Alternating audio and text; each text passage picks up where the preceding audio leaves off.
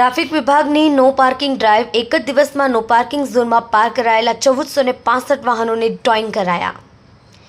Wrong side drive બાદ સુરત શહેર traffic વિભાગનું નો પાર્કિંગ ડ્રાઈવ સામે કાર્યવાહી કરી હતી। ટ્રાફિક પોલીસે એક જ દિવસમાં નો પાર્કિંગ ઝોનમાં પાર્ક કરાયેલા 1465 વાહનોને ટોઈંગ કર્યા હતા।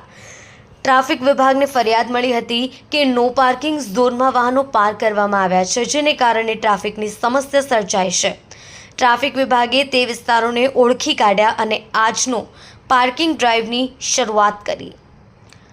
નો પાર્કિંગ ઝોનમાં વાહનો પાર્ક કરતા સ્થાનિકોને હાલાકી। શહેરમાં ટ્રાફિક વ્યવસ્થા સુચારુ રીતે ચાલતી રહે તે માટે ટ્રાફિક વિભાગ દ્વારા દરરોજ નો પાર્કિંગ અને રોંગ સાઇડ ડ્રાઈવ ચલાવવામાં આવી રહી છે। રવિવારની રોંગ સાઇડ ડ્રાઈવ પછી સોમવારે ટ્રાફિક પોલીસે તે વિસ્તારમાં કાર્યવાહી શરૂ કરી, જ્યાં લોકો તેમના વાહનો નો પાર્કિંગ ઝોનમાં પાર્ક કરે છે। નો પાર્કિંગ ઝોનમાં વાહનો પાર્ક થવાને કારણે સ્થાનિક લોકો અને ત્યાં આવતા લોકોને ભારે હાલાકીનો સામનો કરવો પડે છે।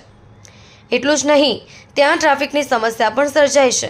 જો આપણે સુરત શહેરમાં એવા વિસ્તારોની વાત કરીએ જ્યાં મોટાભાગના લોકો નો પાર્કિંગમાં વાહનો પાર્ક કરે છે, તો તે ઘોડદોર road, Vesu, canal, Varachha, Adajan, Lal Darwaja, Delhi gate વિસ્તાર છે।